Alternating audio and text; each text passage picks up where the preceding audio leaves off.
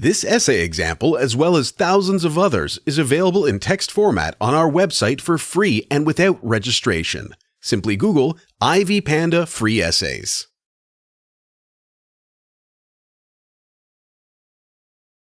The introduction, the fundamentals of Shelley's novel. While comparing and contrasting Victor Frankenstein and his creature, I would like to disclose some fundamentals of a famous novel. First, I would like to point out that Mary Shelley's novel was first published in 1817. This novel is recognized to be one of the earliest productions of the science fiction genre. Generally, the novel combines the features of the Gothic novel and Romanticism. It is related to scientific knowledge and reflects some elements of classical myth. The main characters of the novel are Victor Frankenstein, the monster, Robert Walton, Elizabeth Lavenza, Henry Clerval, and the de Lacy family. In my opinion, the most common themes the novel represents are horror and terror, social responsibility, parental neglect, obsessive behavior, revenge, injustice, physical deformity, parental love, and responsibility. Of course, all the themes are vividly reflected in Mary Shelley's work, but I suppose the key theme is still considered good versus evil. Another important point I would like to highlight is the novel's history. To my mind, the most exciting fact is that the story was not created by chance. On the contrary, it appeared on the basis of competition. Mary Shelley and other writers decided to create the best ghost story. In other words, the novel was the result of a dream she had after a challenge that she, Lord Byron, Percy Shelley, and a doctor friend of theirs each write a ghost story. So, I suppose that the novel Frankenstein, written by Shelley, won.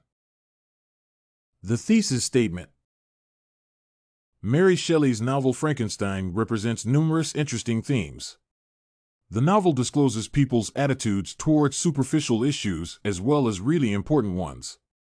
The science fiction genre reflects the public mood and the inhumanity of the contemporary world.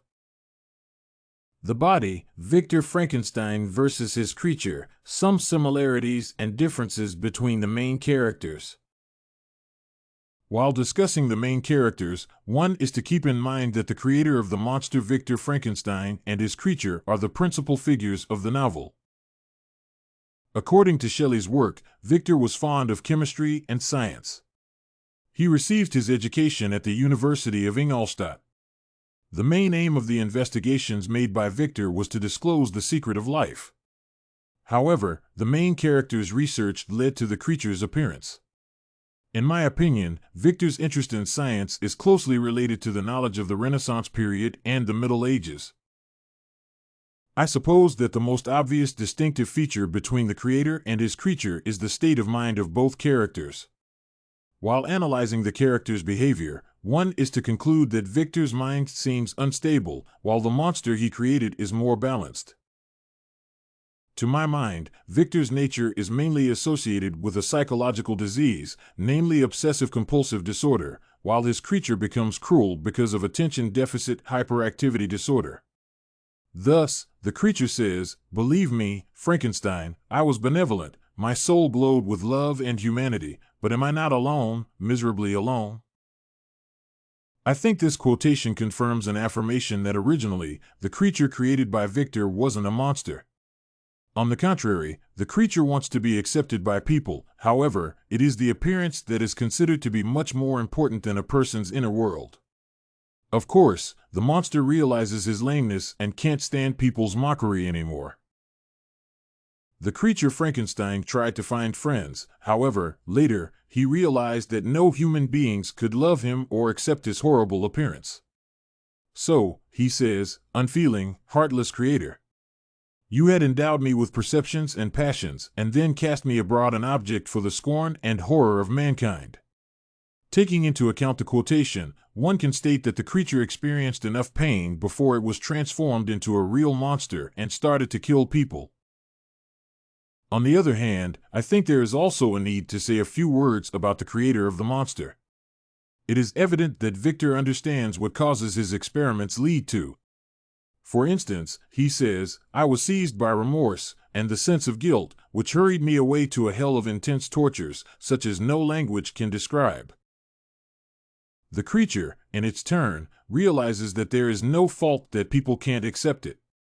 While experiencing joy, Frankenstein can't share the feeling with others.